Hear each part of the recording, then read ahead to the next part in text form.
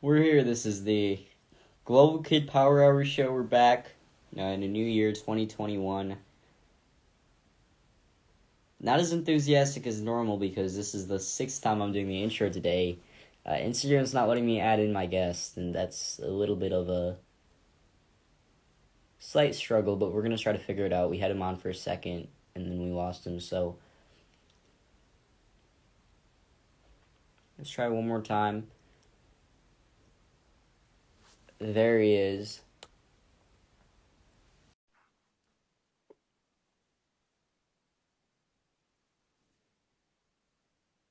Let's try.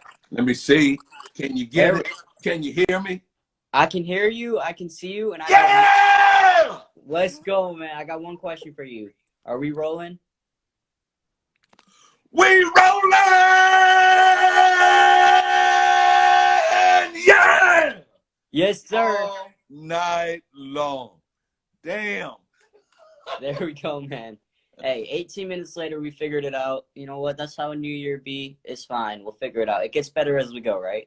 You know what? That's the thing about Instagram is that when you get caught in the middle of it like that, and let me tell you something, son. I was not gonna give up on you, baby.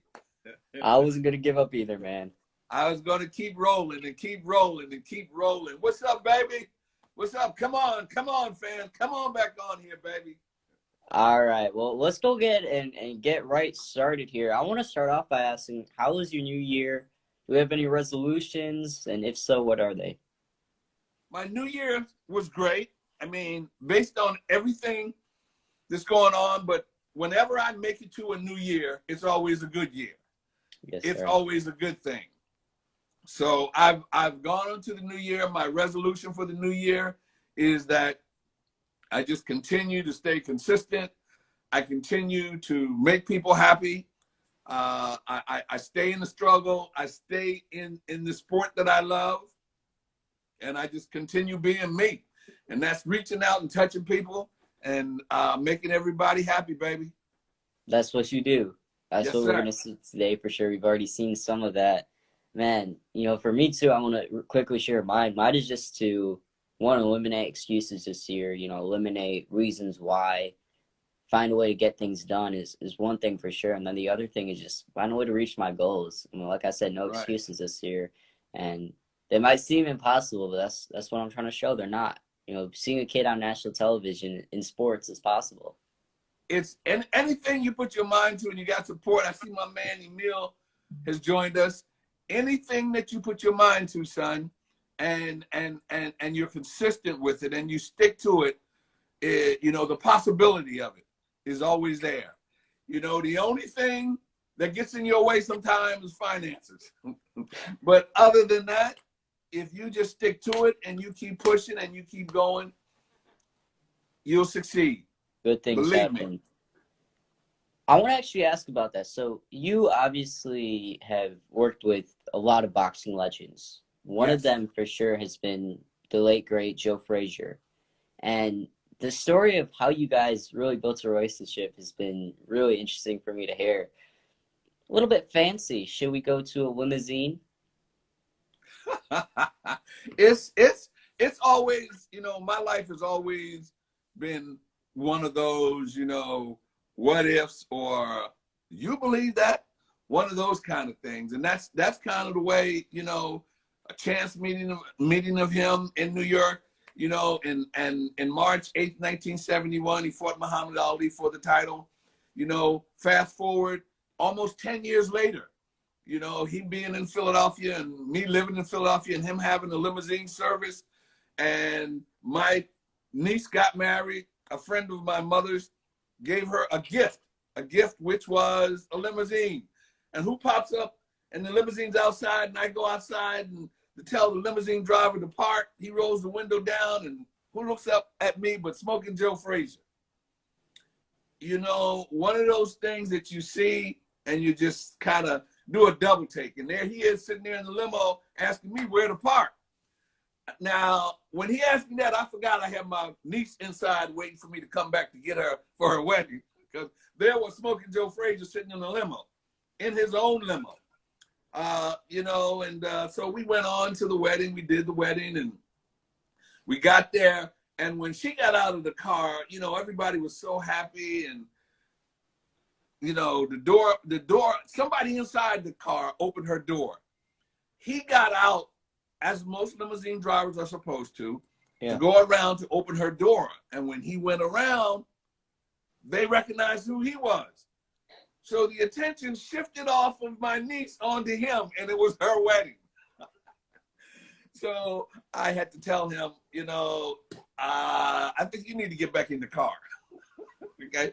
So he did, and we escorted her in, and, you know, she had a great wedding, and, you know, and that led to the consistency of our friendship and him and I staying together. And if you can see over here, if I'm pointing, there's a picture back there. That's actually Joe Frazier. That's me. That's Smoking Joe Frazier. That's his son Marvis, who fought Larry Holmes and Tyson. And then next to him is the trainer, Lester Pellerman. Wow. So, and that's in the infamous Joe Frazier gym, which I spent, oh man, I think within that gym, I was in there maybe a little over 10 years with Joe. And, you know, Joe had a huge family, huge family. At one time, Joe there were 7, count them, 7 Fraziers fighting at one time. Yes, sir.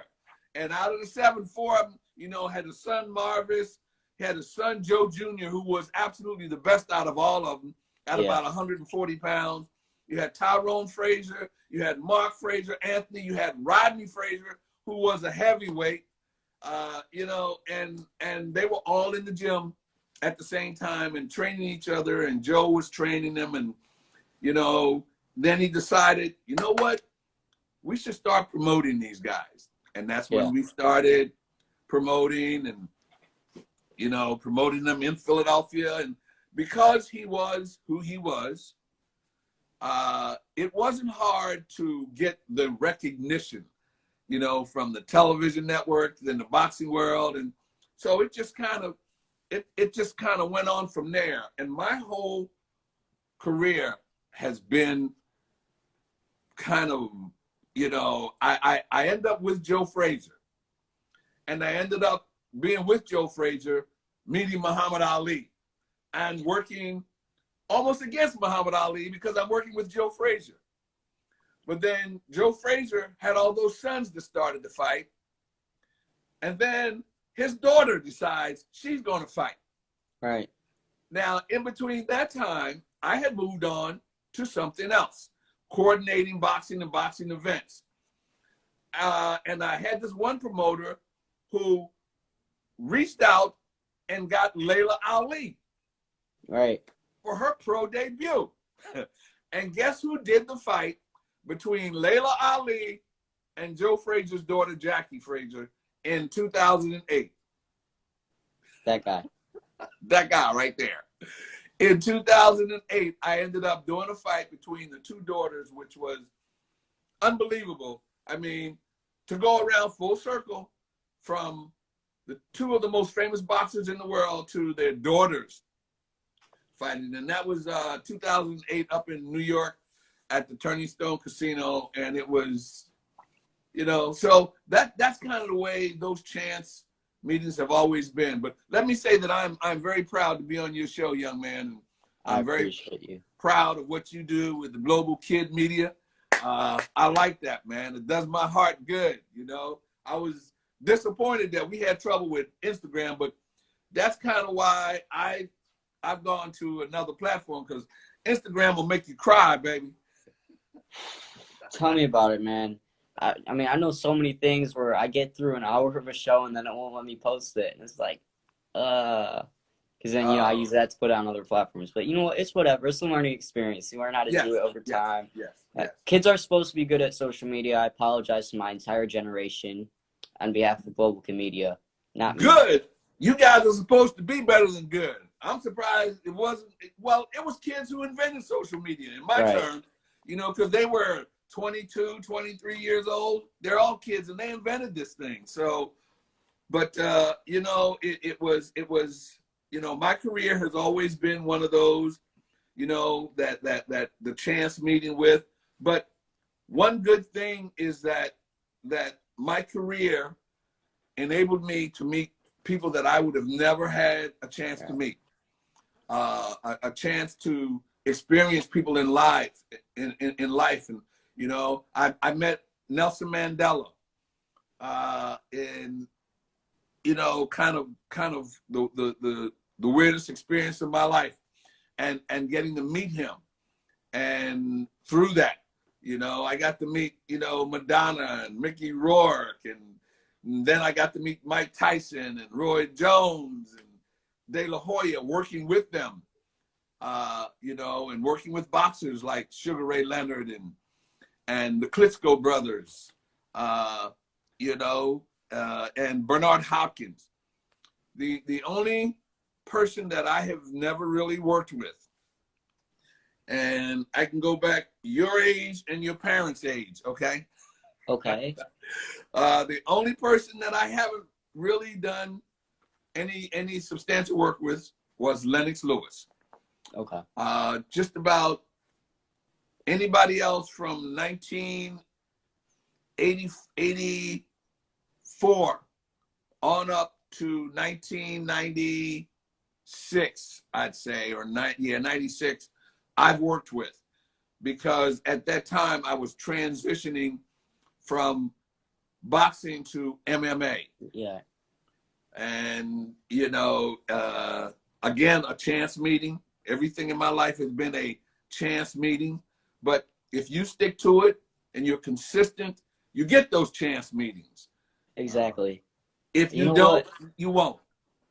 That it's all about, at the end of the day, how it pays off your hard work. Because, you know, I can tell you a couple of stories of certain things I've covered where it wasn't supposed to happen. Like, I guarantee what I'm doing right now, it's not supposed to happen. Nothing is. Nothing in life is supposed to happen. And, you know, the story of how I covered the Bucks and the Pistons and how I was in the locker room with Giannis and talking to him and had a great feature there is I was one night in Atlanta. You know, I drove out from Michigan to Atlanta. That's a 12-hour drive to cover the semifinal. One second. You old enough to drive? Oh, okay. Let me rephrase that. Me and my family. Oh, okay. Okay. Go ahead. Makes a little bit more sense now. Yeah, okay. I mean, I wish I could drive. Anyways, our family goes out to Atlanta, 12-hour drive, and, you know, we're covering Oklahoma versus LSU. It's a semifinal game for college football playoffs. Right. And while we're there, there's an Atlanta Hawks versus the Milwaukee Bucks game going on one, like, night. You know, we're just roaming around, looking around town. We're like, all right, let's try to get some Bucks players. Let's try to get some Hawks players. You know, all the Atlanta Hawks were gone home, apparently. So they're like, all right, the Bucks are staying at this hotel, but you're not going to be able to catch them. And to me and my dad, it was like, they're staying at this hotel. That's all we need to know. So we head out to that hotel. You know, we get there, and apparently the team is left. So at this point, I mean, you know, the Bucks are living the high life, the good fashion. So we're checking out the hotel, and there's this elevator door about to close. You know, sneak my hand in there just on time, and there's another gentleman standing there. And we just kind of get to talking a little bit. He ends up being connected to the Bucks, like, really well. He sets me up with a credential to when they came to Detroit. So from a 12-hour drive, I only had to drive less than an hour because I live in the Flint area of Michigan. So it's things like that all the time that happen. It's like, if I didn't catch that elevator, who knows? Wow. I see my man Mystic Black has joined us. What's up, boss? You getting some fans in there, man. You know? Shout out. But those chance meetings, you know, it's one of those things. Let me tell you something. History has a way of making you a part of it without you even asking. And that happens all the time. Without asking, you become a part of history. Without asking, you get the history. Without asking, you become the history. And those are things that happen to you in life. And you're never really prepared for those things to happen. But when they do happen, you know, it's always a good thing. And it's good when it happens to you when you're young. But always remember, never ever forget the steps that you took or the path that you took. It's like when you step in snow. You know, when you step in snow and you set a footprint, you can't step backwards. Doesn't fit. It's not the same. But that path that you got going forward, that's the path that you keep. Something I brought up a couple of times on the show that seems a little bit extra is, what if we didn't take one of the breaths that we took maybe 5 years ago? How would things change? Just from one breath. How different could things have been? You know, one conversation you had, that conversation didn't happen, would you end up where you are today? Oh, very, very much so. It has happened to me a few times, you know, different conversations. And if I didn't have that conversation, and I can give you an instance for that, was my first time. I did a show with a guy out in Las Vegas, and we were having a conversation, and I was about to leave his office. And, you know, I went back in to his office to tell him that I would probably finish the conversation later on, because I had to go, because we had a weigh-in. When I went back into his office, the phone rings, and there's a guy on the phone, and he's talking to him. So I turned around to walk out of the office, and the guy said, "Whoa, wait a minute. He's telling me to hold up." And he goes on, and he's finishing his conversation, and he gets off the phone, and that's when he comes to me and he says, "You know what? Good thing you came back in here. Guess what? There's a guy here that's trying to do something, trying to do some things, and he needs a coordinator. I think you're the guy to do that." Now, if I didn't go back into his office, or I had kept going, he might have given that to somebody else. And you know who that guy was that called him? Who's that? Dana White. Never heard of him. And that's when it started. Man, it's crazy how things like that happen. If I didn't turn around and go back into his office, then, you know, because of the fact that I had turned around and gone back into his office, like you were saying, it happened. You know, and that wouldn't have happened. So, you know, he told me what he was trying to do, and I told him, I said, "You know what, just set up a meeting and we'll meet, and, you know, I'll see what happens." So he set the meeting up, and we had a meeting. First time I had ever met Dana White, which was, you know, for me, it was, I was meeting someone that was getting ready to start an organization and needed a coordinator. Well, at the time, as I do now, I don't think you can get a better coordinator than me. So that was my thought process. Okay. But the thing was, I said, "You pay me and respect me, you got me." That was it. And it went on from there. And from that point on, he did bring me on, and he paid me, and he respected me. And I mean, my experience in meeting, again, the people that I got to meet, you know, Randy Couture, Matt Hughes, you know, Chuck Liddell, Rashad Evans, Lyoto Machida, you know, Conor McGregor. You know, I met Conor McGregor when he was a rookie. Well, what we call a rookie. When you came in to when you first come into the UFC, you're a rookie. Right. So all of those, you know, Matt Serra, Matt Hughes, it was an unbelievable experience, and I got to grow. Anderson Silva, I got to grow with them and grow with the sport, and it was totally unscripted, totally by chance, but totally something I will never ever forget. No doubt. And it just it taught me how to do what I do. You've worked with a guy named Roberto Duran, and I actually had his son on the show a few months ago.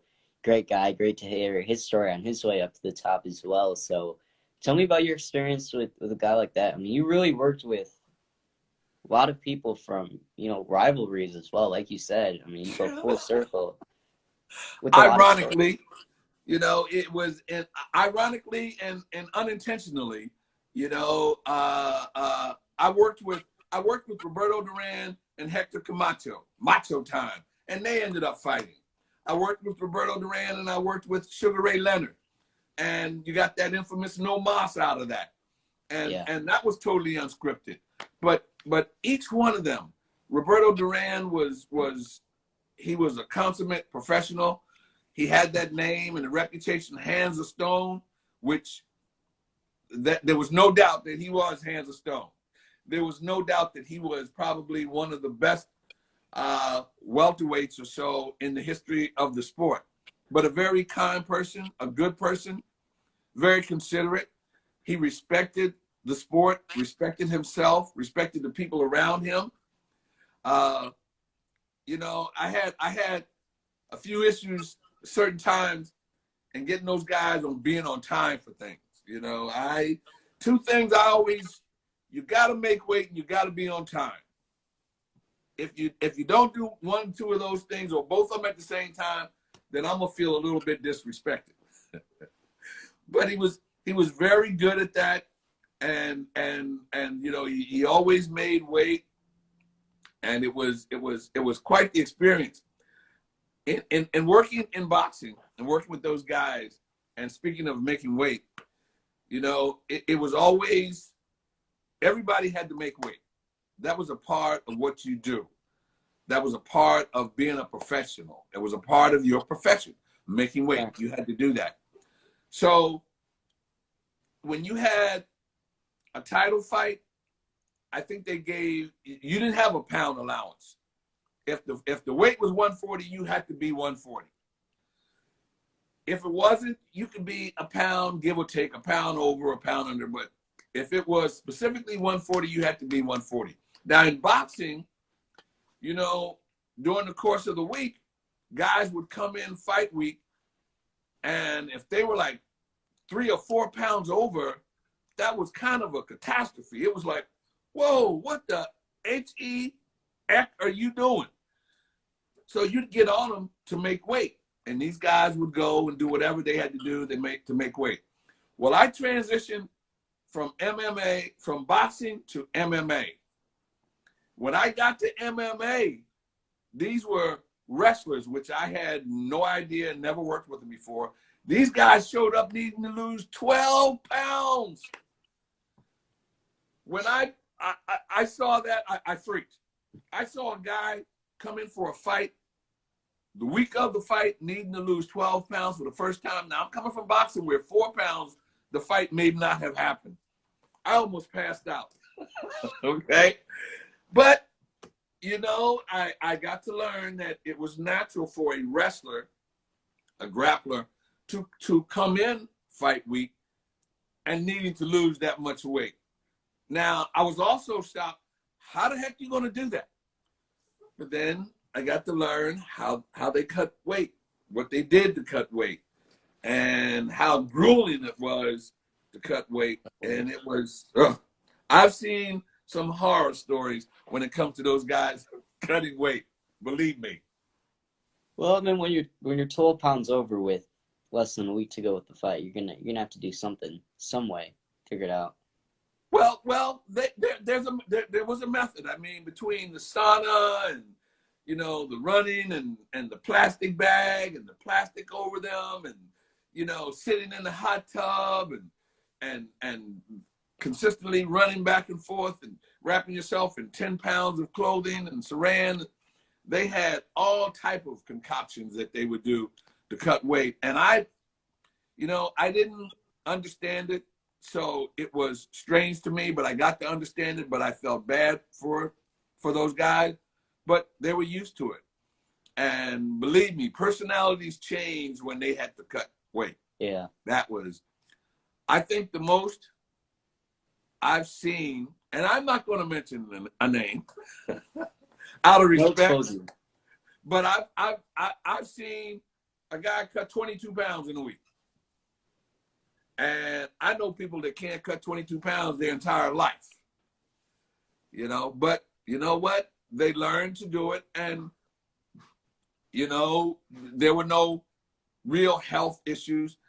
A couple of times I've seen guys lose weight, lose a lot of weight, and then come fight night, they're so dehydrated and they're so gassed, you know, that they put everything that they had into cutting the weight.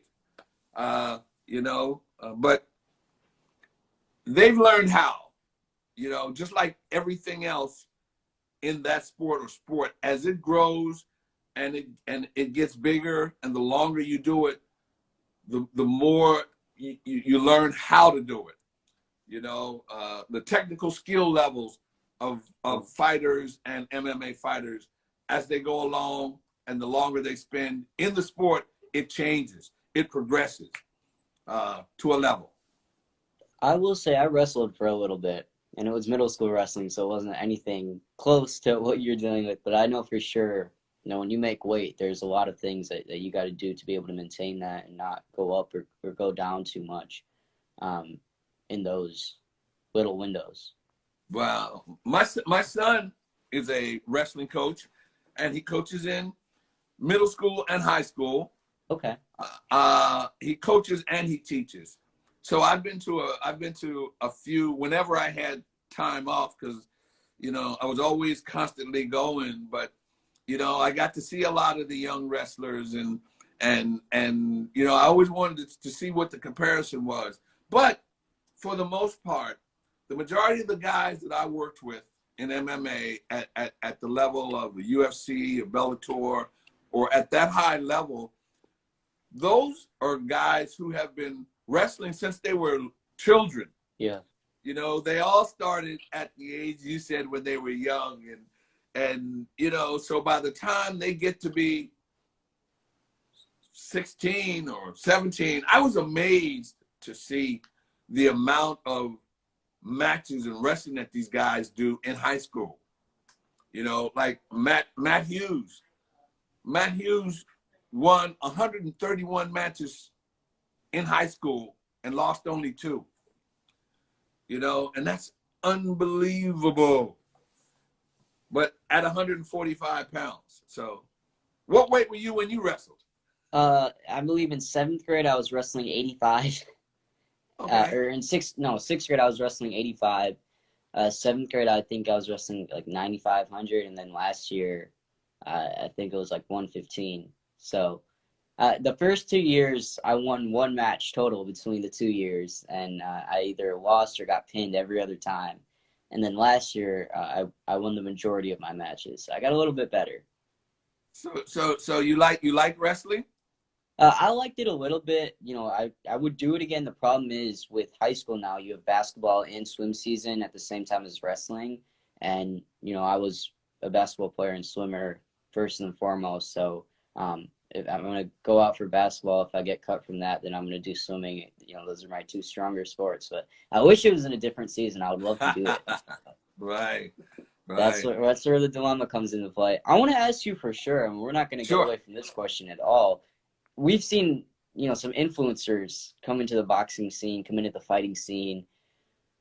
Would you consider managing some of those guys? Because, you know, from talking to a couple of professional boxers, they almost view it as a joke that, you know, these guys want to come in and try to fight with them.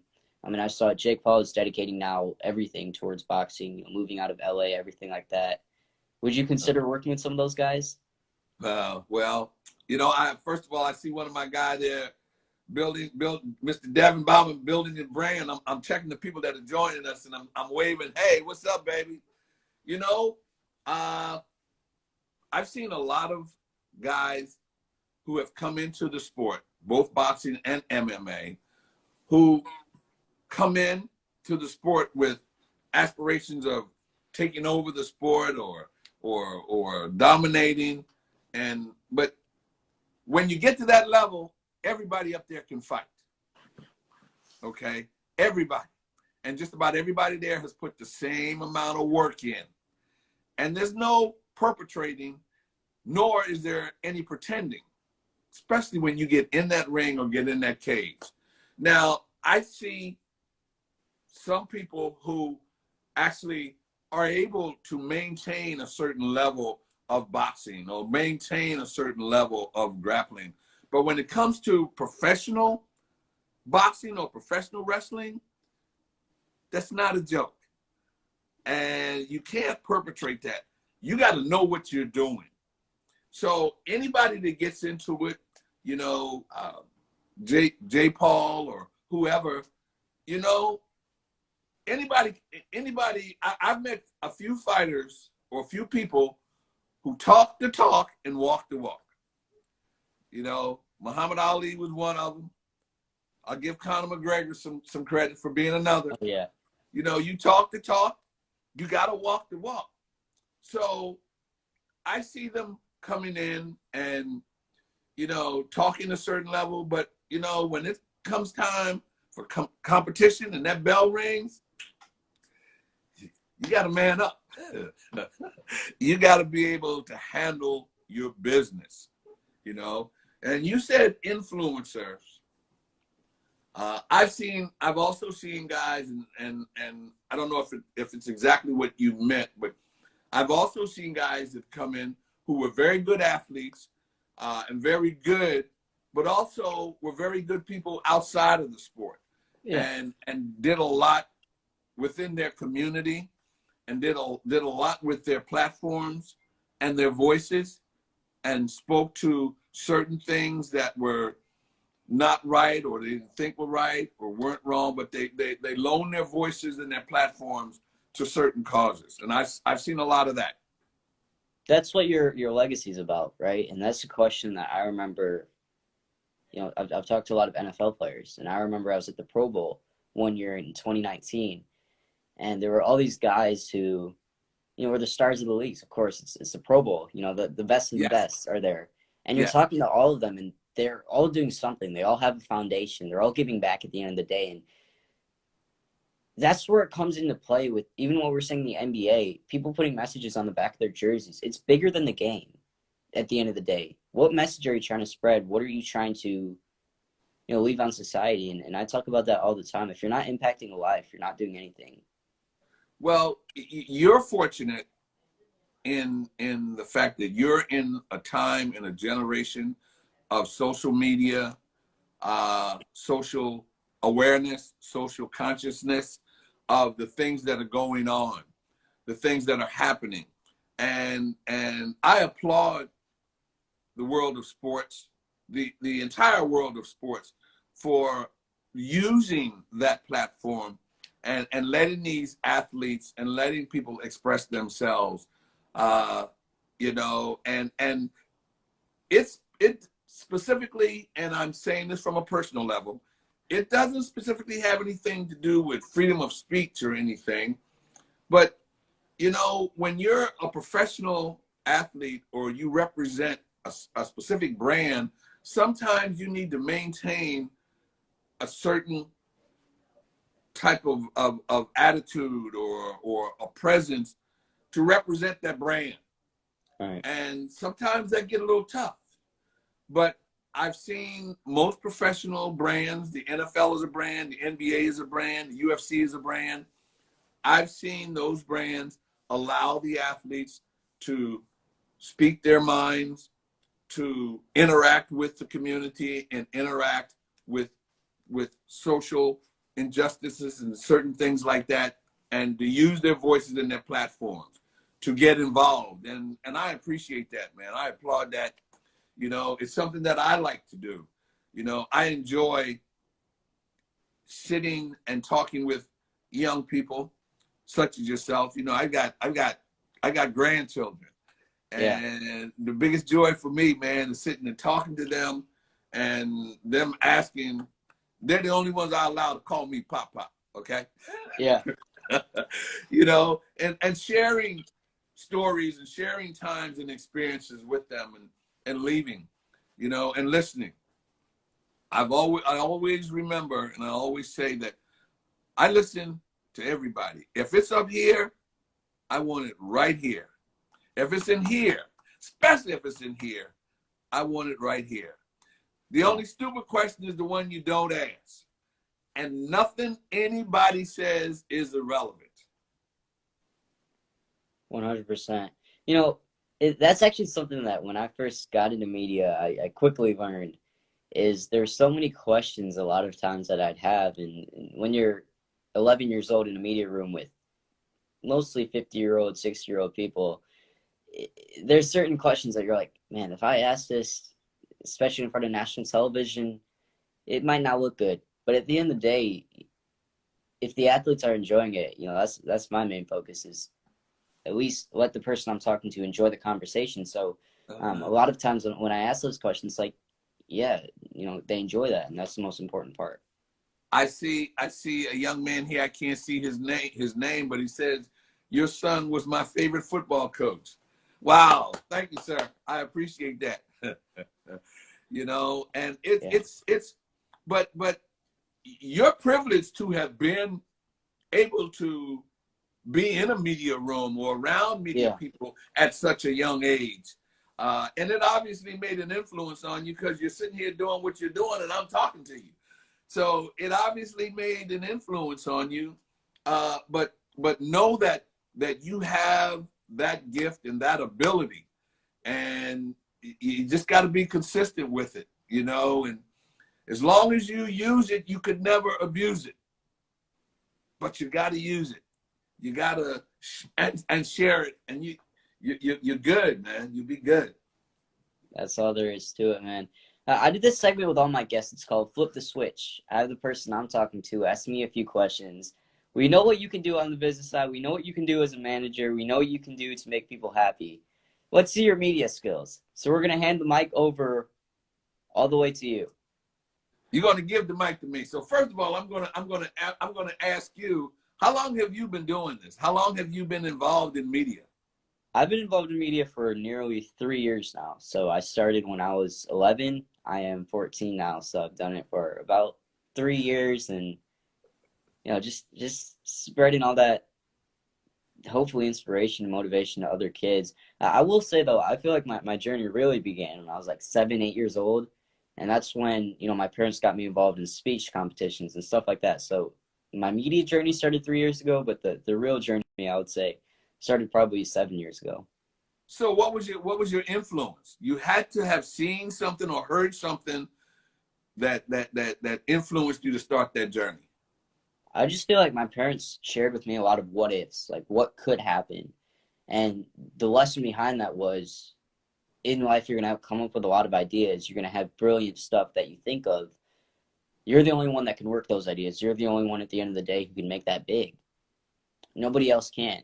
And you can't see it the way you want it if someone else is doing it. And there's probably millions of other people who want to see that same thing, but they're not going to be the leader. So you got to be that leader. And to me, it's like so many ideas I started to have, and I'm like, what if I could do this? What if I could do that? And instead of just thinking about the what ifs, I said, forget it. We're going to do it. Now you've seen television, you've seen radio, you know what print journalism and print media. Which one of the three do you like or do you enjoy the most? Probably television media. I love seeing someone and being able to hear the energy and hear the expression. I mean, not hating it all on print media. They do a great job, and it's always interesting. You got to know how to write if you want to do. I'm writing a book right now too, so that'll be out in a few months hopefully, and that's really cool. So I mean, I love radio media too. I've been on some features there. I think that's a great way, but my favorite personally would probably be television media. What, you're writing a book? What's the book about? It's going to be about my journey. Especially since you've lived such a long life. It's just going to be about the journey, man. Throughout my wise years of living on this earth and talking to so many people throughout my years, I just feel like, nah, I'm not wise at all. I haven't lived that many years, but I will say, I just want to spread the stories of people who have. And I've talked to a lot of, like I said, some of the best at what they do. Right. It's not about that, though. It's not about the name. What did I learn from them? That's what people really want to know. What did they tell me that's so big? And I want to share some of that advice. I want to show behind the scenes of what I do, because it's easy to look at the camera and say, oh, he just gets in front of all these stars. I want to show really the grind and hustle behind it, and how I'm staying up on some nights, like at the Super Bowl, until 8 a.m. in the morning. That's it. I mean, just traveling around Miami completely all night and trying to catch people, because I don't get the kind of support a lot of media does. I don't get that credential. I don't get that access all the time to the press room. I've had that, but 90% of the times I don't, and I got to do it the hard way, which is just walking around the city and going around the city and finding people. Do you ever get intimidated? No, never gotten intimidated. Well, okay, I'll put it this way. For an interview, never. I've never talked to someone and been like, man, that's them. I'm gonna be no, no. So when I talk to someone, I'm always calm. I'm always good with that. Now, I have been surrounded by security guards and, been threatened to have the police called on me for being at a public hotel before, or being at a public basketball camp I was signed up for. Right. Stuff like that's happened before, and that's a little bit intimidating. But now that, I've grown up to it, I've learned I'm allowed to use my voice a little bit more and kind of stand up for myself, especially when someone's doing something wrong. And you see a lot of that, unfortunately. Right. Right. Right. You ever get nervous? Has anyone ever made you nervous? Again, the only times I get nervous is when maybe I'm talking. Like, I remember one time I was covering the Ravens training camp, and I was trying to talk to Lamar Jackson as he was kind of walking away. He had to go, and he had one quick second, one window where I could have quickly talked to him. And there was a security guard running right behind me trying to stop me. And so I in that moment decided not to, but I kind of wished for a second I would have, stepped in there and said something. Well, now Lamar Jackson has not been in football that long, so that could not have been that long ago, son. It was last year, less than, well, okay, a little bit more than a year ago, in August, training camp, spring training camp, or summer training camp. Wow. Who would you say is, well, I don't want to put you on the spot and say, well, who is your favorite athlete? I'll put it that way. Who's your favorite athlete? So my favorite athlete, it's a little bit different for me. There's two categories for me. It's who do I look up to as far as the athlete I want to be one day, because, I have aspirations to go into sports. And so on that side, in football, there's definitely I play quarterback, so definitely someone like Kyler Murray, someone like Russell Wilson, some of these smaller guys who maybe don't get all the physical Right. attention, but what they can do with creating plays and just finding a way to get the ball in the end zone at the end of the day is amazing. So those are guys I look up to. One of my favorite NFL interviews has been with the Griffin brothers. If you would have asked me exactly a year ago, that would have been my dream interview. Let me get both of them together. And last year at the Super Bowl, they were at an event, and I got both of them together, and they were fighting over socks, they were fighting over food. But that's what happens when you're brothers, I guess.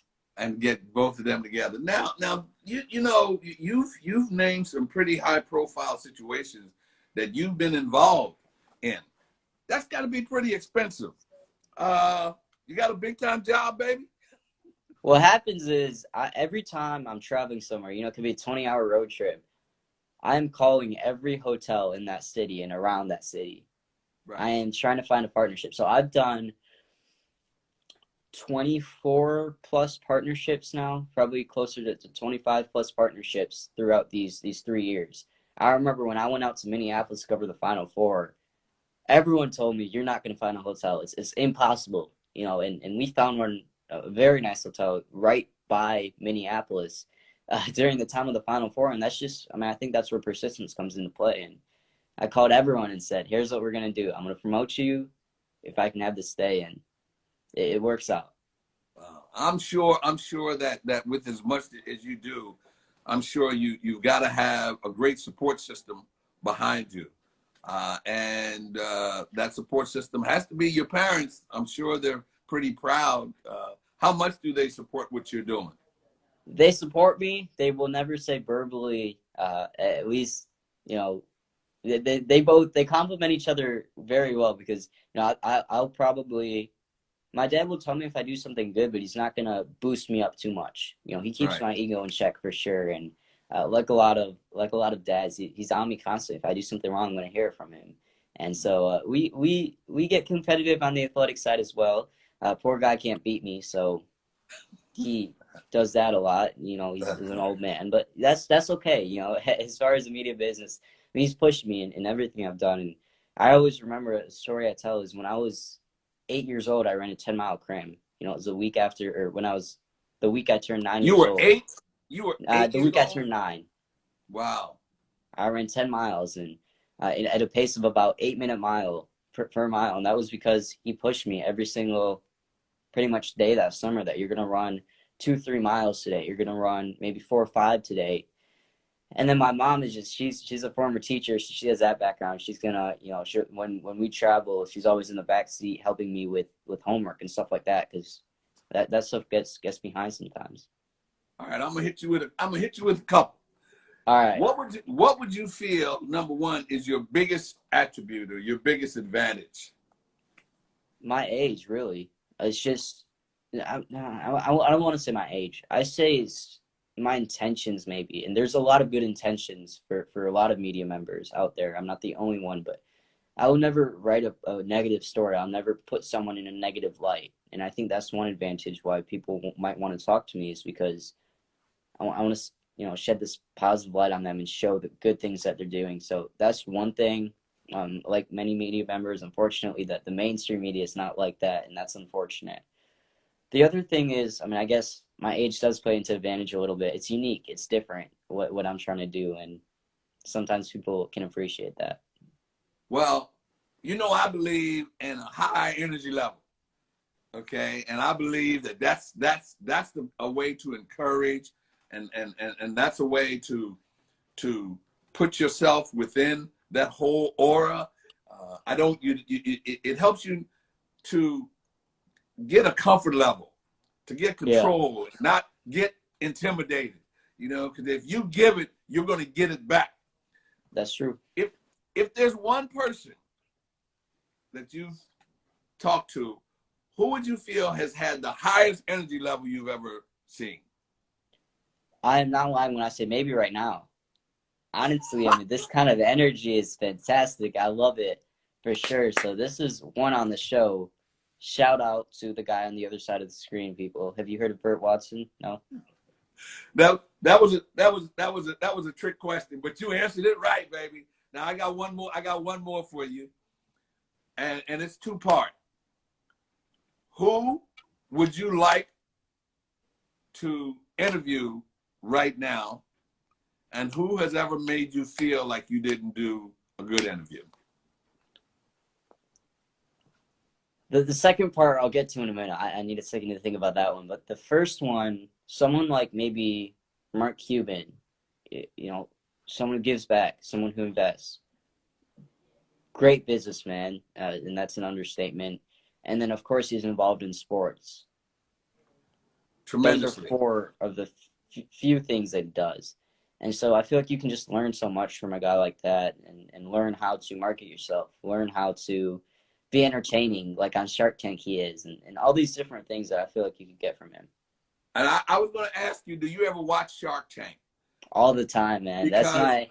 I don't watch shows like that. I don't watch any shows, but that's one that, I might turn on the TV a little bit for that. I pretty much only watch games and stuff like that these days, but. Well, it's important that you do that, because one of the keys, and I'm still learning, is that you have to learn how to interact with people. You have to learn how to accept or reject, or to bring in a response, how to get a response, and what I remember I said, whatever is up here, I want it in here. And if it comes out here, I want it in here. And if it's in here, especially in here, put it right here. When you look at shows like that, you can genuinely see how those people react, and how they react in putting deals together, and how they reject deals, and the body language. You can see right away whether they're really interested in that certain situation or not.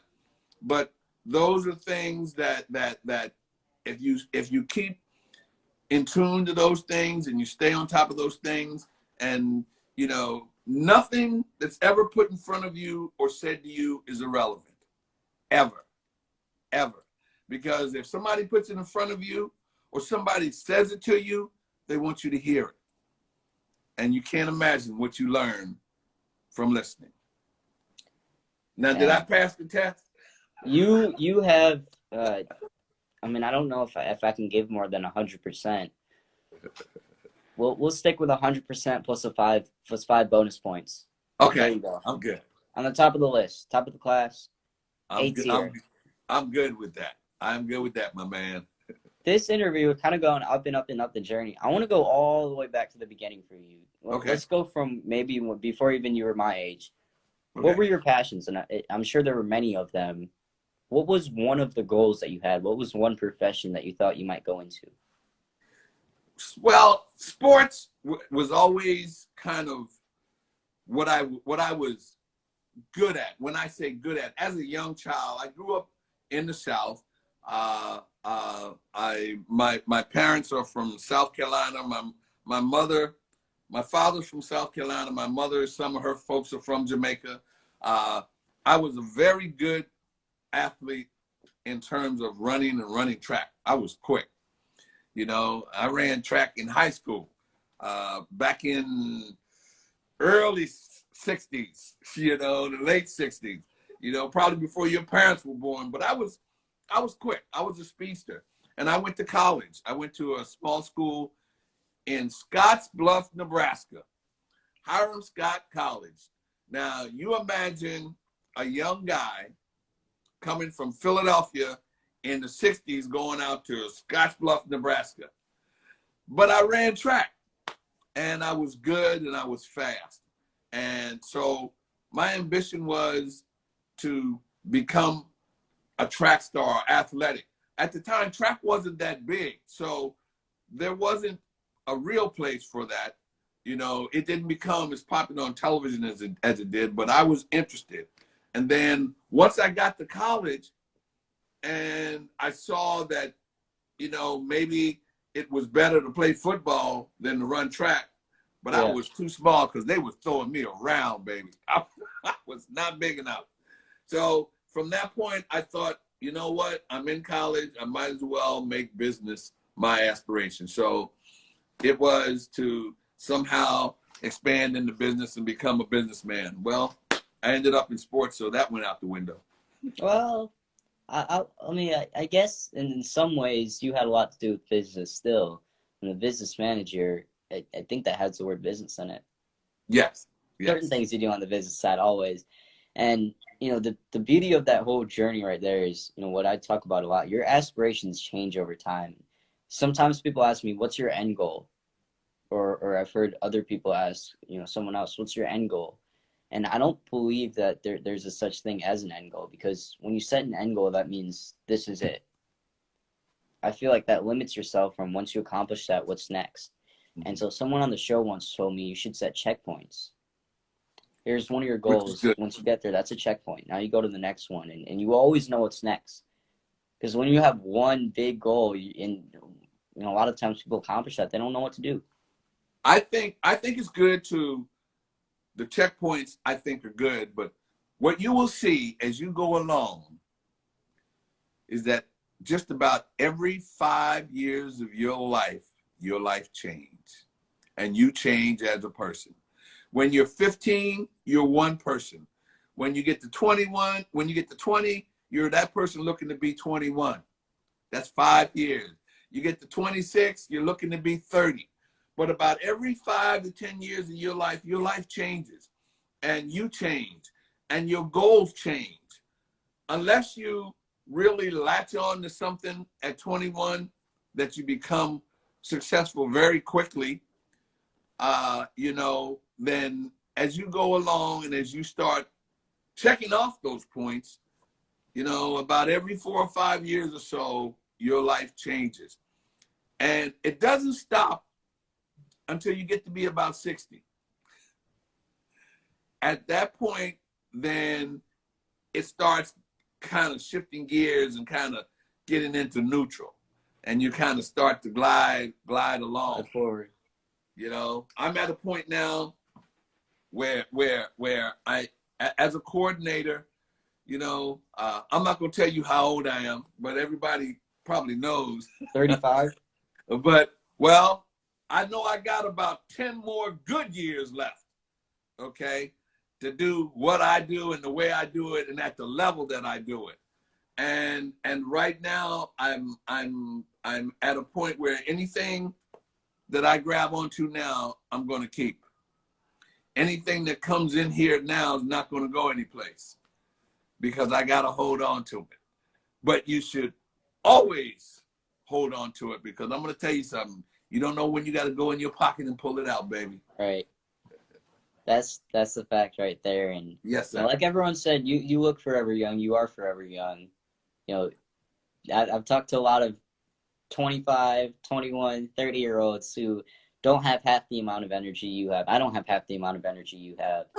And I need to develop that for sure. I got to get get some more energy and get you learn from you a little bit about that Well, stuff. well, it's you have it, and it's and as I said, you know, it's like when the more you do it, the more technically developed you become, you know, and as you develop it and you see the development of it, you know that you're getting better at it.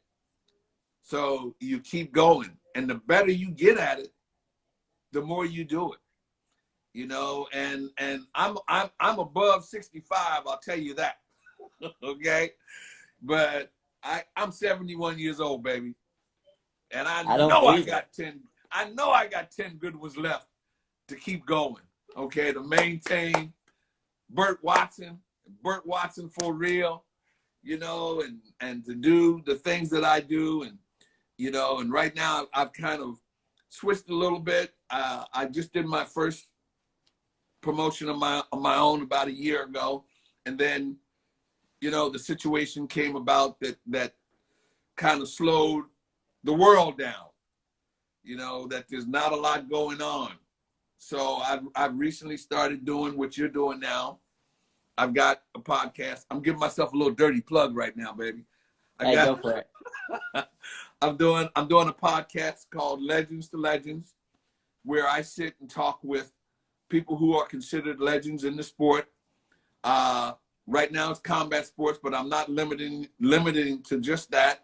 And we sit down, and it's not an interview. It's like what you and I are doing. There's a Conversation. difference between an interview and a chat. Right. Okay. And I call mine OG chatter. You know, I sit and I talk to them about things, about their experiences and some of the things I've been through. And, you know, and it's called Legends to Legends. It's on MMA Junkie. And I have a good time with it. And, you know, tune in and listen and hear that OG chatter. Talk There you about go. that guy, Joe Frazier. Talk about that guy, Muhammad Ali, that's sitting over my head. And those guys over there, the UFC, and see that poster over there. You know, it's what a world we've got, man. And what an interesting thing to do is sit and talk about it. Exactly. Hey, Yes, sir. the conversations are the best. And actually, you know, I have two shows, Global Kid Power Hour. Then on Sundays, I do Global Kid Sunday Conversation. And that's what I love about the show. It's longer than a regular interview. An interview is, here's this question, then we're done. And conversation is we get to have a little bit more fun. We get to dive deeper. There you go. There's a big difference, baby, between an interview and a conversation or OG chatter. Chat. There we go. Hey, Yes, go follow. Where can they find that again? MMA Junkie? It's MMA Junkie. It's called Legends to Legends. And starting off the new year, probably about the first half of this month will be my third show. And I'm not gonna reveal exactly who it is, but you stay tuned and follow MMA Junkie and Legends to Legends. And I can guarantee you, you're gonna hear something you didn't hear before, and I can guarantee you that I'm gonna pull it out, whatever it is that you haven't heard before, baby. You learn something new. You definitely learn something new on that show. So go Yes, check it out, people. I got to ask you about one fight in particular. Yes. Floyd Mayweather, Logan Paul coming up pretty soon, you know, in February. I don't think there's going to be any similar weight that either of those guys are going to be making. I just feel like there's too much of a difference there. Does that make it almost unfair? Now that's Floyd. Which one is that coming up? That's Floyd Mayweather and Logan Paul. Well, I'm sure that they're probably going to fight at a catch weight. They're going to come to some agreement for a catch weight, a weight that's not too hard for. I don't know exactly what Logan Paul weighs, but now he's the one that fought Nate Robinson, correct? That's his brother. He's bigger than. That's his brother. So Logan is bigger. Yeah. Well, I'm sure that they will agree on a catch weight. Yeah. A weight that Floyd could probably handle in terms of his conditioning now and his speed. And I'm sure right now Floyd is probably heavier than he's ever been. Yeah. And he's going to find which weight or what weight is comfortable for him. Not the weight that he fought at, but whatever weight right now that he's walking around that's comfortable for him. And they'll agree to a catch weight. It's interesting. It was interesting when I saw Floyd fight Conor McGregor. And a lot of people didn't, I won't say believed in it, but a lot of people didn't think that that fight would be as interesting as I thought it was. And I thought that the fact that Conor McGregor stayed in there 10 rounds with Floyd was commendable. And, you know, I don't know whether it was just a thing where he wanted to get the conditioning in or not. I'm not real sure. But I was surprised that that happened. This guy that he's going to fight, this Paul kid, like you said, and I understand he's a little bigger, but I'm sure they'll go at a catch weight. Oh, yeah. But I you know, I think Floyd is going to have a good time, you know, and he's in it to have a good time. And, you know, some people say, oh, he's going to get hurt. Professional athletes at this level and what they do, they get hurt in the process of performing, you know, and they prepare themselves not to get hurt with their conditioning, with their training, and with their skills. So they're prepared not to get hurt. You know, so you get a black eye, you know, you get bloody nose, you get an elbow, you know, or something like that. But these guys, they're conditioned to do that, you know. I'll watch it. I'm going to see what it's like. Hey, I'm not going to bet any money on it, but I'm going to watch it. Yeah, I was about to say, they're both getting a bag. That's for sure. That's become the carrot right now. Is the you know, the financial aspect of it is pretty big right now, and it's pretty good. And you know what? I'm glad for them. Yeah. I'm happy to see these athletes or performers and entertainers make money, because there's a lot of money there to be made. And I think if you perform at a high level and you entertain at a high level, you need to get paid for it. Plain and simple. And guess what? At the end of the day, they give that back a lot of the times, and then they give back to their community. So guess what? You get a big old Santa Claus bag, and then you use that big bag to give back and hand out things. So that's really important as well. I got to ask you, how do we get a guy like the Notorious on this show? Well, it's not, you know, it's like the consistency that you put in with me is the same consistency that you have to put in with somebody like that. But you know, like right now, I would say to try to get somebody like him, or him specifically right now, would be tough, because I think he's going to fight in, what, about a month? Yeah. Yeah, I think he's going to fight in about a month, so that would kind of be tough. And I'm sure that you know, promotionally wise, I think that they even stop at a certain point. But to get anybody like that, it's consistency.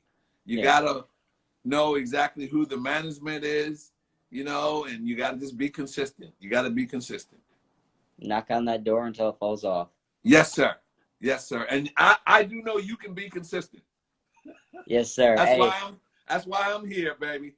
You know what? I appreciate you for, you know, respecting the consistency, because I've seen a lot of people when I've been persistent. I've been called a pest many times before, and some people will block me and stuff like that. And so I try to find that balance, and I'm nowhere near 50% of where I need to be to get to where I want to be. But there's a lot of things that I'm trying to learn, and one of them is how to be persistent without being a pest. And you know what? Without being offensive or intimidating. And right. I gave you a test yesterday, okay? And you passed it, because you sent me, and I'm not going to tell everybody out there what it was, but you sent me an email requesting something, you know, picture or something else. And you know what I did? I said, let me see if he can do this on his own. And guess what? You came up with a great picture. You had a great picture that you put out about this interview and about it happening. But I said, you know what? Let me see how tenacious this young man is. Hey, I got you. And you did a great job, baby. You passed it. I appreciate you, man. Yeah, that's what it's about. I'll be called a pest 10 times if I can get, you know, 90% consistency. That's fine with me if I can get some success. So there's also times people in the world, and, you know, just winning them over. You know what? I tell fighters all the time, I can mess with you, but I'm not going to let anybody else mess with you. Yeah. I'm going to respect you, and I'm not going to let anybody else disrespect you. But you got to respect me too. So that comes all full circle. And you know what? It works. It works. You know, when you get into a situation where you don't intimidate, you don't agitate, and you don't pestilate, that's not even a word, but you know what I mean. Yeah. You know, then people respect you and they get a comfort level and let you come into that fraternity and allow you to breathe a little bit. But I can tell you something, once you get in there, you're good, baby. You're in there. You know, I watched this one guy, and I'm gonna really quickly talk about this. I watched this one guy on social media, and he has got into so many events and so many different big things. And I'm not telling kids out there to go do this, but he's found a way to get into some of the biggest events in the world without buying a ticket, without being a part of anything, and finessing Yeah, away but you in. know what? Let me say this: that you don't want to do. Right. And I've seen that, and I've seen that happen a lot of times where I see people, you know, at different events, and a lot of times, as the person who is the coordinator and the person who's running the event, that's not right. I know when I see people in a certain area, I know, hey, how did that person get in that area? Or, oh, how the world did that happen? And I see it all the time, you know, but when I see it, everybody else sees it. So when you do that, and I would like to tell everybody, when you do that, do it the right way. Take your time, be patient, and learn the right way to do it.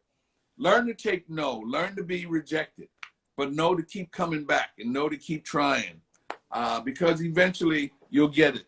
But don't be that person that shows up just to show up and you're always there, because at some point somebody's going to step to you, baby. Yeah, I think, you know, there's, like I said, there's a balance. And at the end of the day, Yes. there's some people who are going to sneak in and do something like that, and the consequences are a lot worse. Yes. Then, and you're not going to get anything done there.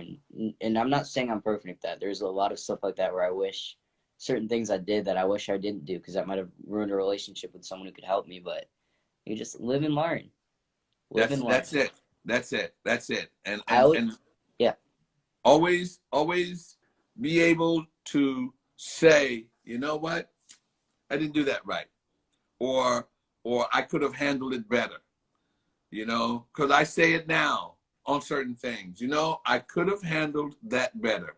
Yeah. And, you know, when you can say that and you can realize it, then you'll start applying that to everything else around you, everything that you do. And when you start applying that to everything that you do, then everything that's before you will get good attention and you'll handle it properly. There you go. There you go. By the way, quick shout out to Taekwondo artist who joined. He helped set this up for sure. So shout out to him, and shout out to you, baby. Hey, I always have the guests leave everyone with one last life lesson, one last thing they want people to think about. What is that? Everybody today needs to be heard. Everybody needs to be understood. We need to learn to understand each other. We need to learn to listen to each other. Because the only way that you're going to understand is that you listen. If you don't listen, you won't understand. And as I always say, never let anything anybody say to you be irrelevant. Because if they say it to you, it's because they want you to hear it. Right. So listen. There you go. Yes, sir. I appreciate you for hopping on the show. We'll be in touch for sure. Yes, sir. If I can ever help in any way as a kid ambassador, you ever need something for your show, you let me know. I'm there 100%. And I'm sure we'll meet up at an event sometime. Well, I appreciate it. I enjoy being on your show.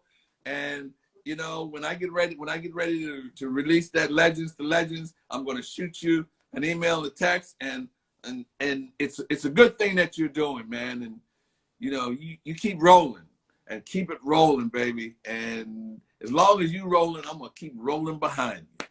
There you go. Hey, man, once again, I appreciate your support. It means appreciate a lot. You, baby. Yes, sir. With that being said, We rolling out of here, man. Have a We great rolling! Yeah! Yes, All sir. night long. All night Boom. long, man.